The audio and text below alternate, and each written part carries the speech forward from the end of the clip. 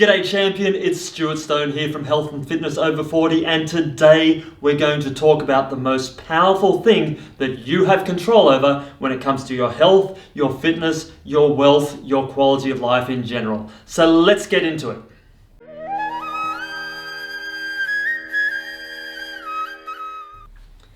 Would you agree that with exercise, you can change the composition of your body? You can make yourself more flexible, stronger. You can change the entire shape of your body, more muscular, and just have a physique to be proud of.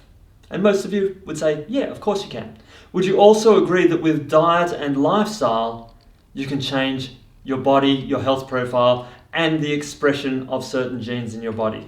And the short answer is yes. With fasting, we know that we can stimulate stem cells. We know that we can stimulate the immune system. With eating a greener diet, we know that we can actually reverse heart disease. We can also turn off certain cancer markers. So there are certain things that you have control over on a day-to-day basis that allows you to drastically alter your health, your fitness, your energy, and your life in general. But what's the most powerful thing that you have control over that no one else can take away from you, that can totally alter your health and your quality of life across all levels? And the answer to that is your mindset. It's your hope, it's your purpose, it's your determination, it's your persistence, it's your reason for living. Why are we here? And this is probably one of the biggest questions that people have, but when we look at the medical profession and our healthcare providers, what is it they are actually giving you? Now, yes, they might give you a pill, they might give you some advice, they might give you a surgery or some other intervention-based treatment, but really what they're giving you is hope. But where does that hope come from? It comes from within you. You can create your own hope, you can create your own mindset. In that context, anything is possible. So before we go all deep on you, here's a story. My father's great aunt never got to meet the lady, but she was told that she had lung cancer and that she had about 6 to 12 months to live.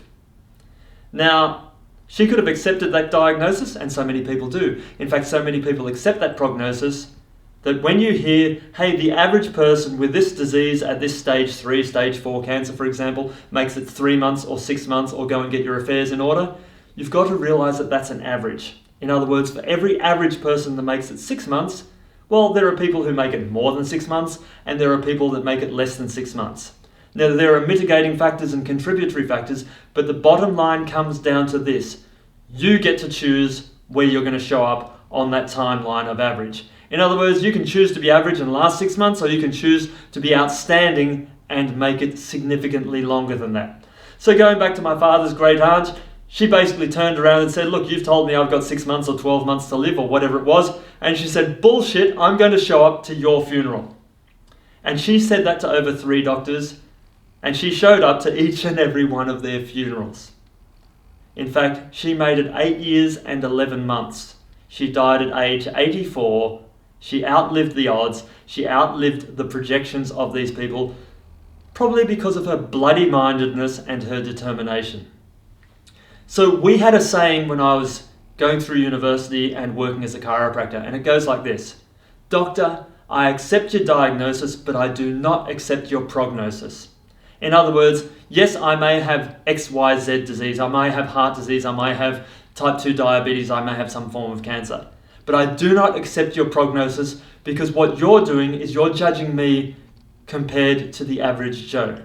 But I'm exceptional, I'm different, I have the power, I get to choose to make changes in my life. Just on mindset alone, like I said, my father's great aunt outlived all the expectations. But now we know that we can turn off certain genes just through diet, mindset, rest, relaxation, and other factors that are in our control. So to use the example of heart disease, Dr. Caldwell Esselstyn has shown that heart disease is reversible. You can open up your arteries by eating a green diet. You can reverse type 2 diabetes through diet and lifestyle, and raw diets are a big way of doing that. In other words, there are practical things that you can do. More green diets, or more green in your diet, turns off certain cancer markers, lowering your risk of cancer, and in many cases also reversing that. And then we have spontaneous remissions of every disease known to man. Why does that happen? The short answer is the mainstream medical professions don't know. So why are you allowing them to give you a death sentence when they give you a prognosis?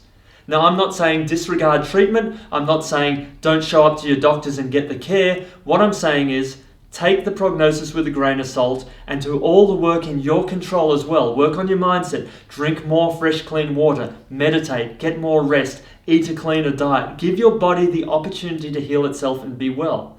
You have that power. Now, when you look at fasting, again, you're stimulating stem cells in your body, you're stimulating your immune response, you're lowering inflammation, you're stimulating growth hormone, you're stimulating the burning up of free fatty acids in your body. In other words, your body is going to break down damaged cells, which is a process called autophagy or autophagocytosis, which is where cells are eating up the damaged material and then using them to recycle healthy cells again. That's what your immune system can do. Now, mainstream medicine doesn't talk a lot about fasting, although it's starting to, and the research is getting more and more powerful. But we've got 6,000 years of research through ancient cultures, whether you look at the Indians, the Buddhists, the Muslims with Ramadan, and then in Christianity with Lent. So Lent used to be a fasting period. It's now become where, hey, I'm going to give up chocolate for 6 weeks. So we've lost the power of it in the Western world. But when you look at all these ancient cultures, they're doing things that gave them longevity that we can only dream of. So let's get out of the mainstream medical model because, hey, and again, there's going to be links in the description below, 20% of the time medicine gets it wrong when they're diagnosing. So when they tell you you have something, 1 in 5 times they're wrong. So if you get one of those diagnoses that is a holy shit diagnosis, that is a life changer, where you get words starting with C and rhyming with answer, or things like heart disease or diabetes or other conditions that go, holy crap, this could kill me, get a second and get a third opinion. Make sure that they're right. But again, you don't have to accept the prognosis. Take some responsibility, give yourself the hope, give yourself the mindset that you can come through this, and more importantly, live every day as if it could be your last. Tell the people you love that you love them. Don't spend time with the people that take energy away from you and then detract from your life. If you've got dickhead people around you that piss you off, remove yourself from them. Just lowering that stress level on its own is going to give you a better quality of life and is probably going to stimulate your body's ability to heal itself and be well. So there's some practical tips, but remember this if you remember nothing else. You hold the power. So claim it, live it, and have the life you deserve.